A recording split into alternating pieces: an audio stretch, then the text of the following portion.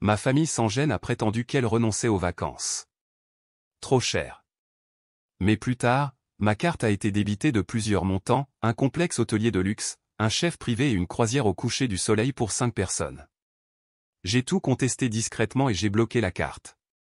Le lendemain, j'ai reçu un message de ma tante. Nous sommes bloqués dans le hall d'entrée. Pourquoi? J'ai répondu, question de budget, tu te souviens. Quelques heures plus tard, mon père m'avait laissé 13 messages vocaux. Le dernier se terminait par des hurlements. Parce que moi, je les ai vraiment crus. Quand ma mère a dit que le voyage était trop cher cette année, je ne l'ai pas remise en question. Elle avait commencé à laisser entendre des choses dès le mois de mars, disant que les vols étaient hors de prix et que nous allions peut-être faire l'impasse sur nos vacances familiales annuelles. Mon père avait ajouté que ce n'était tout simplement pas le bon moment financièrement. Emma, ma sœur aînée, était intervenue pour dire qu'elle et son petit ami essayaient d'économiser pour une voiture. Alissa, la plus jeune, avait dit que nous pourrions peut-être simplement passer du temps au bord d'un lac voisin. Ça craignait, mais je n'ai pas insisté. Nous avons toujours fait ces voyages ensemble. Certains de mes meilleurs souvenirs proviennent de ces semaines, plongées avec tuba maladroite, mauvais coup de soleil, verre pris tard dans la nuit sur le balcon. Je me suis dit que cette année serait simplement différente, plus adulte, moins amusante. C'est la vie. Alors, j'ai tourné la page. Du moins, c'est ce que je croyais. Puis, un jeudi soir, alors que j'étais à la maison en train de trier des reçus, j'ai remarqué quelque chose d'étrange. Un prélèvement de $3 400 d'un complexe hôtelier hawaïen est apparu sur l'application de ma carte de crédit. Je l'ai regardé fixement. Le nom de l'endroit m'était familier, l'un des plus beaux hôtels que j'avais moi-même suggéré des mois auparavant. Ma première pensée a été une fraude. Ma deuxième pensée a été le déni. Mais j'ai ensuite vu d'autres prélèvements, un service de chef privé à $1 200, un autre de $1 900 pour une compagnie de yacht, et plusieurs autres plus petits, tous réservés à quelques heures d'intervalle. Le comble, le nom de l'invité pour la réservation du complexe hôtelier était celui de mon père. Légèrement modifié, pas volé, pas aléatoire, familier. J'ai appelé la compagnie de carte de crédit. La représentante m'a demandé si j'avais autorisé les prélèvements. J'ai dit que non. Elle m'a demandé si quelqu'un d'autre pouvait y avoir accès. C'est à ce moment-là que quelque chose a fait tilt en moi. Le mot de passe du compte était ma date de naissance. Je suis resté assis en silence pendant un moment, même pas en colère, juste sidéré. Il n'avait pas annulé le voyage, il m'avait annulé, moi. Il voulait les vacances, mais pas avec moi. Je ne voulais pas y croire, mais il y avait 5 invités listés dans le courriel de confirmation qui accompagnait le relevé de carte, mes parents, Emma, son petit ami, et Alissa. C'est tout. Tout le monde sauf moi. Je ne les ai pas appelés. Je ne leur ai pas envoyé de message. J'ai bloqué la carte, contesté chaque dépense et signalé le compte pour fraude. American Express s'en est occupé immédiatement. Apparemment, toutes les dépenses provenant d'un seul et même endroit avaient déclenché une alerte. Quoi qu'il en soit, le lendemain matin vers 7 heures, j'ai reçu un message d'un numéro inconnu. Nous sommes bloqués dans le hall d'entrée. Pourquoi? Je l'ai regardé fixement. Puis j'ai compris. Le message venait du téléphone de ma tante. Mon hypothèse? Soit ils avaient épuisé la batterie de leur propre téléphone, soit ils évitaient de les utiliser pour ne pas laisser de traces écrites. Quoi qu'il en soit, ils étaient exclus de leur hôtel. Les prélèvements n'étaient pas passés. Pas de yacht, pas de chef, pas de chambre. J'ai répondu, question de budget, tu te souviens. Puis j'ai désactivé mes notifications et je me suis fait un café. À midi, ma messagerie vocale comptait 13 nouveaux messages, tous de mon père. Les premiers étaient calmement furieux. Puis ils sont devenus émotifs, puis désespérés. À la fin, on pouvait entendre Emma pleurer et quelqu'un crier en arrière-plan. Ils n'ont pas seulement volé mon argent. Ils m'ont exclu, m'ont menti et m'ont utilisé pour financer leurs vacances de rêve, des vacances auxquelles je n'étais même pas invité. Et à ce moment-là, en écoutant mon père hurler dans le téléphone, j'ai su une chose avec certitude, ça n'allait pas se terminer par un message vocal. Le plus étrange, c'est le silence qui a suivi. Plus d'appels, plus de messages, rien de leur part pendant près de 24 heures après l'effondrement sur la messagerie vocale. Je ne savais pas s'ils étaient toujours coincés dans ce hall d'entrée ou s'ils avaient trouvé une solution, mais le silence était plus assourdissant que tout ce qu'ils avaient pu crier auparavant. Ce soir-là, j'ai commandé à emporter et j'ai essayé de me vider la tête devant un film, mais je ne pouvais pas m'empêcher d'y penser. Pas seulement à l'argent, mais à toute la trahison. Je n'arrêtais pas de rejouer leurs conversations dans ma tête, leurs excuses étrangement synchronisées, la façon dont ils avaient tous joué le jeu de l'histoire selon laquelle Hawaï était hors de question cette année. Ils avaient en fait passé des semaines à organiser ça dans mon dos. Utiliser ma date de naissance comme mot de passe était ce qui me restait le plus en travers de la gorge. Ils n'avaient pas seulement menti, ils avaient planifié ça. Et je n'étais pas seulement en colère, je me sentais stupide. Je me suis réveillé le lendemain matin au son de quelqu'un qui frappait à la porte. Je vis dans un immeuble sécurisé, donc ça signifie généralement une livraison. J'ai ouvert la porte et, bien sûr, il y avait une enveloppe, livrée en main propre, sans affranchissement. Elle provenait d'un cabinet d'avocats que je connaissais, mon père avait fait appel au même avocat lorsqu'il avait rédigé son testament quelques années auparavant. La note à l'intérieur était maladroite et vague. Ce n'était pas une menace, exactement. Ça ressemblait plus à une tentative de limiter les dégâts, disant en gros qu'ils étaient au courant d'un malentendu concernant un accès financier et qu'ils espéraient résoudre cela à l'amiable sans action en justice. Elle se terminait par une note manuscrite de mon père, disant que nous devrions parler en famille. Trop tard. La veille au soir, j'avais déjà appelé Jason, mon avocat. Nous étions allés à l'école ensemble, et c'est lui que j'appelle quand j'ai besoin que quelque chose soit géré correctement. Quand je lui ai raconté ce qui s'était passé, il est resté silencieux une seconde. Puis il a dit, gâchons-leur leur voyage. Nous avons déposé le dossier cet après-midi-là, utilisation non autorisée de carte de crédit, usurpation d'identité et dommages et intérêts. Le total était de 9 600 $, mais Jason a inclus des réclamations supplémentaires pour les frais de justice, l'utilisation abusive d'informations financières privées et le préjudice moral. Nous n'exigions pas seulement le remboursement, nous exigions des conséquences. Et puis ils sont revenus en rampant.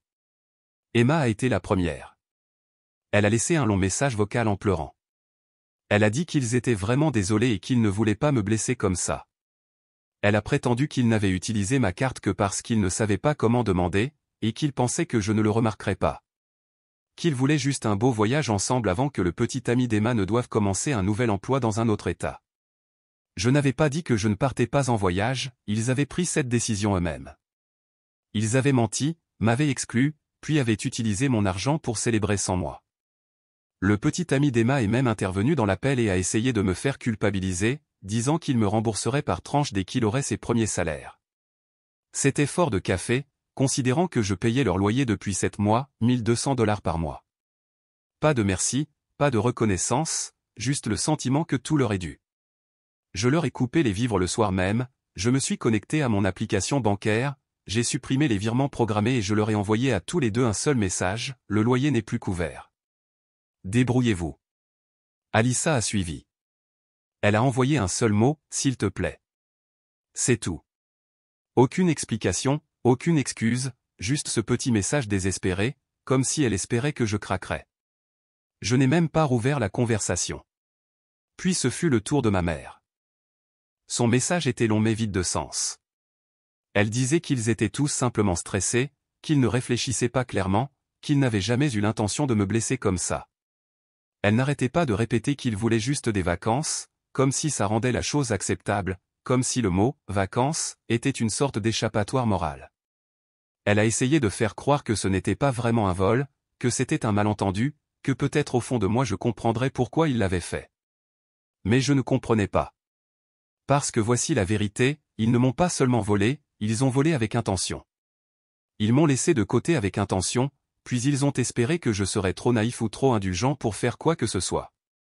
Jason m'a tenu au courant 2 jours plus tard. Leur avocat l'avait contacté, demandant si j'envisagerais d'abandonner les poursuites en échange d'un remboursement discret et d'une réunion de famille pour reconstruire la confiance. J'ai dit ceci à Jason, nous parlerons une fois que l'argent sera sur mon compte et que les dommages et intérêts seront entièrement payés. D'ici là, la date d'audience est maintenue. Ils avaient parié sur le fait que je serais le gentil, celui qui pardonne, la cible facile. Mais ce n'est pas moi qui suis bloqué dans le hall d'un hôtel en me demandant comment les choses ont si mal tourné. Une semaine s'est écoulée. À ce moment-là, les documents du tribunal leur étaient parvenus officiellement, et je suppose que la réalité a commencé à s'imposer. J'ai reçu un appel d'un numéro inconnu que je ne reconnaissais pas. Je l'ai laissé sonner. Puis un autre. Finalement, un message est arrivé. C'était mon père. Il n'a pas crié cette fois. Pas de culpabilisation, pas de rage, juste des mots lassés plats. Il a dit qu'ils étaient de retour à la maison, qu'ils étaient désolés, qu'ils ne s'attendaient pas à ce que tout aille si loin. Qu'il s'efforçait de réunir l'argent et voulait régler les choses rapidement. Le même homme qui m'avait hurlé dessus depuis un hall d'hôtel à Moïse quelques jours plus tôt me parlait maintenant presque en chuchotant au téléphone. Je n'ai pas répondu. Je savais exactement ce qu'il faisait, et essayais de me raisonner avant que l'audience ne rende tout cela officiel. J'avais déjà dit à Jason que je ne reculerais pas à moins que chaque dollar n'apparaisse, plus le supplément que nous demandions pour les dommages. Et même alors, je n'étais toujours pas sûr de vouloir avoir quoi que ce soit à faire avec eux. Plus tard dans l'après-midi, Emma a de nouveau envoyé un message. Cette fois, elle a essayé une nouvelle approche. Elle a dit qu'ils avaient contracté un prêt personnel auprès d'un de nos oncles pour rembourser le montant. Elle m'a supplié d'abandonner l'affaire, a dit que le tribunal serait un désastre pour la famille, que ça déchirait déjà tout le monde. Mais personne ne semblait s'inquiéter pour la famille quand ils sirotaient des cocktails sur un balcon que j'avais payé, quand ils ont réservé une croisière privée au coucher du soleil sous mon nom et ont posé pour des selfies souriants qu'ils ne pensaient pas que je verrais jamais. Emma a terminé le message en demandant si je pouvais reprendre ses paiements de loyer juste pour un mois de plus, juste le temps qu'elle se remette sur pied. Je n'ai pas répondu. Au lieu de cela, j'ai envoyé un message au bureau de location de son immeuble et de celui de son petit ami pour leur dire que je ne serais plus listé comme garant d'urgence. Je payais pour eux ponctuellement chaque mois pendant qu'ils faisaient du shopping, mangeaient au restaurant et planifiaient un hold-up hawaïen dans mon dos. C'était fini maintenant. Tout ça. Puis ce fut au tour d'Alyssa. Elle était plus silencieuse que les autres pendant toute cette affaire, jamais vraiment conflictuelle. Elle a finalement pris contact et a dit qu'elle ferait tout ce qu'il fallait pour se racheter. Elle a dit qu'ils avaient tous fait une terrible erreur et qu'ils avaient peur de ce que cela ferait à notre famille à long terme. Je voulais la croire, mais la vérité est qu'ils n'ont eu peur que lorsqu'ils se sont fait prendre, jusqu'à ce que le voyage gratuit s'arrête brutalement. Jason m'a appelé ce vendredi-là. Il a dit que l'avocat de la famille avait envoyé un projet d'accord offrant un remboursement complet dans les 30 jours, plus $3 000 supplémentaires pour résoudre le préjudice moral et éviter le tribunal. L'argent, apparemment, venait d'un parent, pas de mes parents. Il l'empruntait pour rester hors du tribunal. Je lui ai dit, très bien, mais l'accord inclura une clause de plus, aucune prise de contact. Une fois l'argent payé, je ne voulais plus entendre parler d'eux, pas d'appel, pas de message, pas de fausse réconciliation, juste le silence. J'ai signé le document cet après-midi-là. Ils avaient 30 jours pour payer en totalité. Pas de retard, pas d'excuses. Et même si j'avais techniquement gagné, je n'avais pas l'impression d'une victoire. C'était comme s'éloigner de quelque chose de pourri qui s'était finalement effondré. Ils m'ont utilisé, m'ont menti, se sont moqués de moi dans mon dos, et maintenant ils faisaient tout ce qu'ils pouvaient pour éviter de perdre la seule chose qui comptait vraiment pour eux. Pas moi, pas la relation, juste l'argent. Au moment où la date limite du règlement approchait, je m'attendais honnêtement à ce qu'ils ratent leur coup, soit en demandant une nouvelle prolongation, en invoquant une excuse de dernière minute, ou en prétendant soudainement qu'ils n'avaient aucune idée que le paiement était dû. Mais un mardi matin au hasard, Jason m'a envoyé une seule capture d'écran, une confirmation de virement bancaire. La totalité des $9 600, plus $3 000 de dommages et intérêts, transférés sur mon compte depuis un compte en fiducie lié à notre oncle Marc. Pas de mots, pas de messages, juste l'argent. Mon oncle Marc et moi ne sommes pas particulièrement proches. Il a toujours été en marge lors des fêtes de famille, poli mais distant. Apparemment, mes parents étaient allés le voir en désespoir de cause, lui présentant une version modifiée de l'histoire qui les faisait passer pour les victimes d'un malentendu. Quoi qu'il en soit, il a accepté de leur avancer l'argent. Il est assez intelligent pour savoir que ce n'était pas un malentendu, cependant. Je pense qu'une partie de lui voulait simplement que toute l'affaire disparaisse des radars familiaux avant qu'elle ne s'envenime. Jason m'a demandé si je voulais annuler l'audience maintenant que tout était réglé. Nous pourrions déposer un désistement conjoint, a-t-il dit. Rapide et facile. Mais j'ai dit non. Je voulais que ce soit officiel, enregistré. Je voulais qu'un tribunal reconnaisse ce qui s'était passé, pas seulement un remboursement personnel entre parents, mais une confirmation légale de ce qu'ils avaient fait. Donc, nous nous sommes présentés au tribunal. Eux, non. Leur avocat était là, portant un dossier en carton et ayant l'air plus embarrassé que combatif. Il a remis au greffier notre accord signé ainsi que la vérification du paiement et n'a pas dit grand-chose. Le juge a parcouru les documents, a vérifié les horodatage, puis a regardé Jason et moi et a hoché la tête. Le remboursement intégral a été effectué, a-t-il dit. Le tribunal reconnaît la validité de la plainte du demandeur. L'indemnisation pour préjudice moral est accordée et exécutoire. L'affaire est classée. C'est tout. Pas de drame, pas de cri, juste une décision nette, tamponnée et classée. Mais je ne suis pas sorti de cette salle d'audience soulagé. Au contraire, j'avais l'impression que c'était le début de quelque chose de pire, car 3 jours plus tard, les mensonges ont commencé à se répandre. Au début, je n'y ai pas prêté attention. J'ai reçu un message étrange d'un cousin à qui je n'avais pas parlé depuis des années. « Salut, j'ai entendu ce qui s'est passé. Est-ce que ça va ?» Puis un autre, cette fois d'un ami de la famille, me demandant si j'allais vraiment intenter une action en justice pour un cadeau. Un cadeau ? Apparemment, mes parents avaient transformé toute l'histoire en un conte déformé. Ils ont raconté aux gens que j'avais proposé de payer le voyage, que j'avais promis de le couvrir, puis que je m'étais retourné contre eux et les avais poursuivis sans crier gare. Ils ont dit que je les avais pris par surprise, que je leur avais menti, que je nourrissais une profonde rancune et que j'utilisais les tribunaux pour humilier la famille. Je n'ai même pas répondu. Que étais-je censé dire ? Personne n'était là quand j'ai reçu les factures. Personne n'a entendu ces messages vocaux hurlants. Personne n'a vu la façon dont ils m'ont exclu de quelque chose que nous faisions toujours ensemble, puis ont utilisé ma carte de crédit comme si c'était un passe-droit qui leur était dû. J'ai commencé à voir des publications vagues sur les réseaux sociaux, des parents éloignés aimant des publications sur la loyauté et le pardon familial. Quelques-uns se sont désabonnés de mes comptes. Une tante m'a bloqué après que j'ai refusé d'expliquer ma version de l'histoire. Ils ne voulaient pas la vérité, ils voulaient préserver le mythe selon lequel mes parents étaient de bonnes personnes qui avaient juste fait une petite erreur, et que j'étais l'égoïste pour ne pas laisser tomber. Mais je n'avais plus besoin de leur approbation. Je n'avais plus besoin de discussions de groupe où tout le monde faisait comme si de rien n'était. Je n'avais plus besoin de cartes d'anniversaire de gens qui ne me voyaient que comme un distributeur automatique de billets. Je ne voulais plus rien de tout ça. Ce qu'ils m'ont pris, ce n'était pas seulement de l'argent, c'était la confiance. Et ils ne l'ont pas seulement perdue, ils l'ont réduite en cendres. Des semaines se sont écoulées. La décision du tribunal était définitive. L'argent était sur mon compte. Et je faisais semblant de passer à autre chose. En surface, les choses étaient calmes. Pas de message de leur part, pas de tentative de contact. Mais le silence ne signifie pas toujours la paix. Je l'ai découvert par accident. Ça a commencé par un appel d'un numéro que je ne reconnaissais pas. Normalement, je l'aurais laissé aller sur la messagerie vocale, mais quelque chose m'a poussé à répondre. Une femme s'est présentée comme une agente de location pour un immeuble en Oregon. Elle a dit qu'elle vérifiait mes informations en tant que co-signataire d'une demande de location pour Emma. Sauf que je n'avais jamais accepté d'être co-signataire. Apparemment, Emma avait rempli une demande de location dans un nouveau complexe. Sous la rubrique « co-signataire », elle avait indiqué mon nom, mon numéro et mon employeur. Elle a dû penser que je ne le découvrirais jamais ou espérer que l'agente n'appellerait pas vraiment. Le mensonge était si paresseux qu'il en était insultant.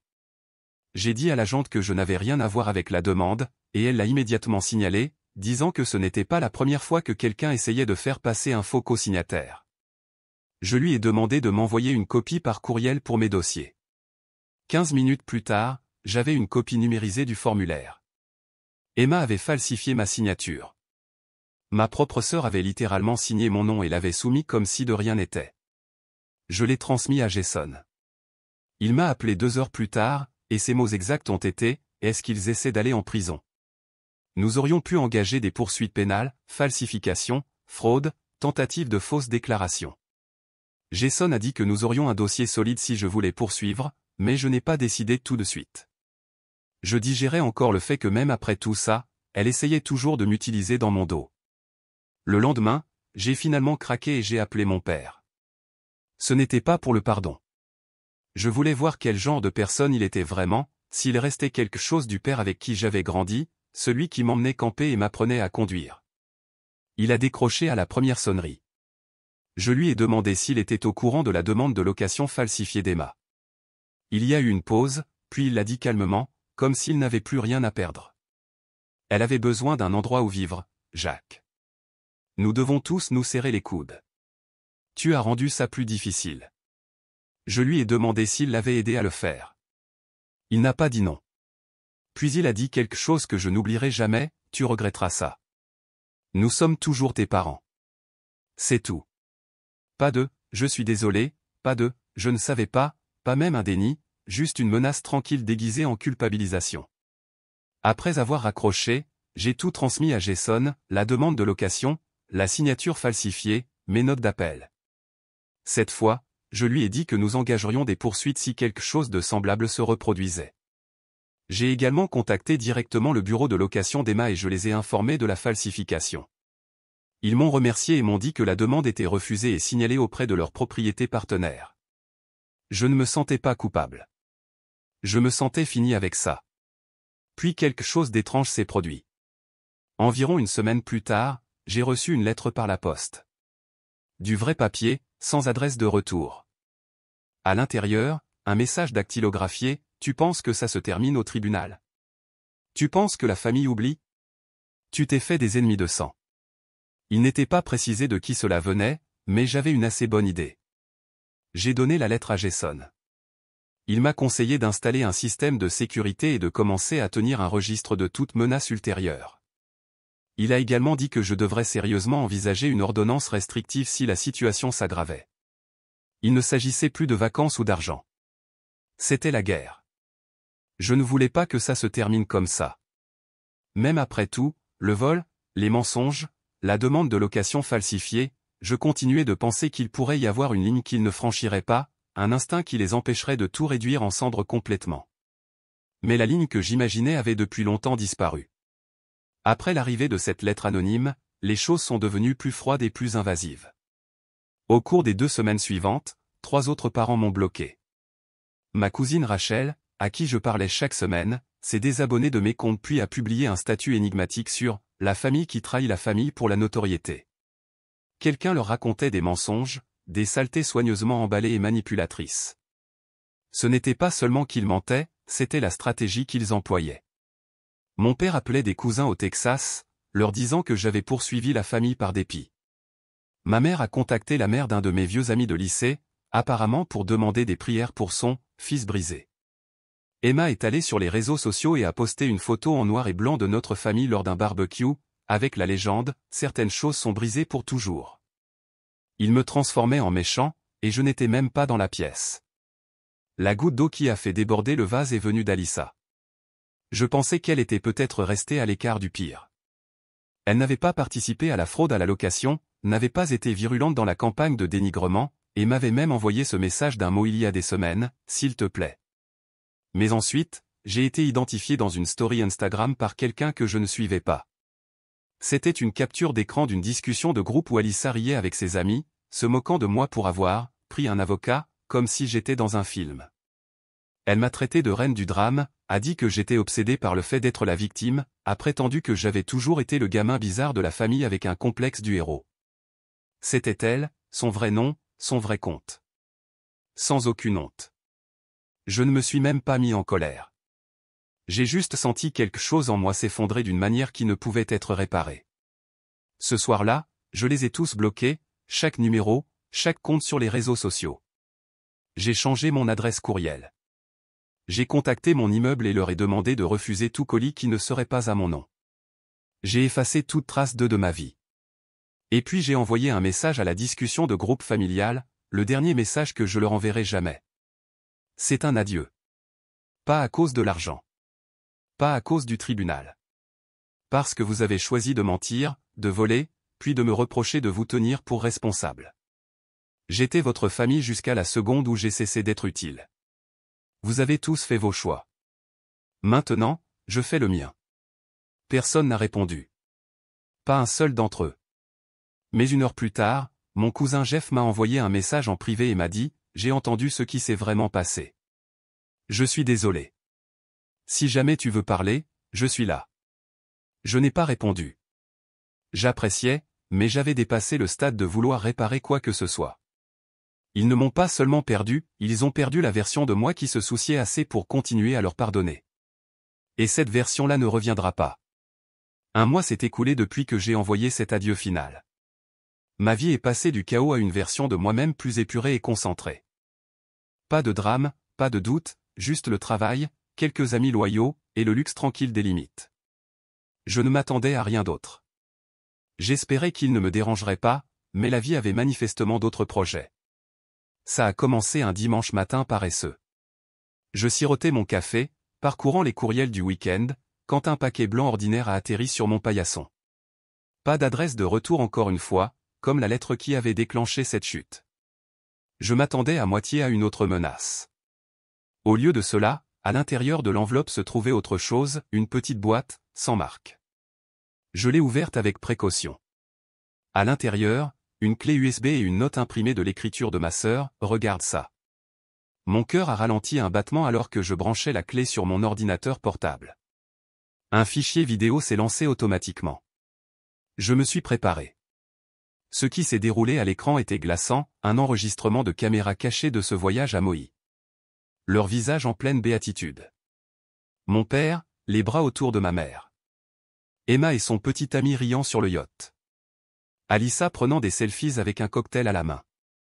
Tous. Sans distance, sans déguisement. Et puis le moment où Emma a tenu le viseur de la caméra, affichant un grand sourire et disant « Jacques va être tellement furieux quand il verra ça ». Ce n'était pas un fantasme, c'était la preuve qu'il ne l'avait jamais regretté.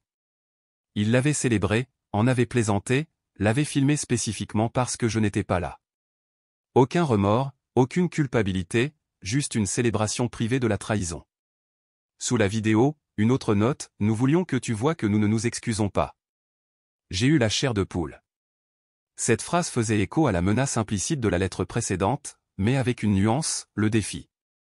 Pas la peur, pas le remords, mais la fierté. J'aurais pu la supprimer.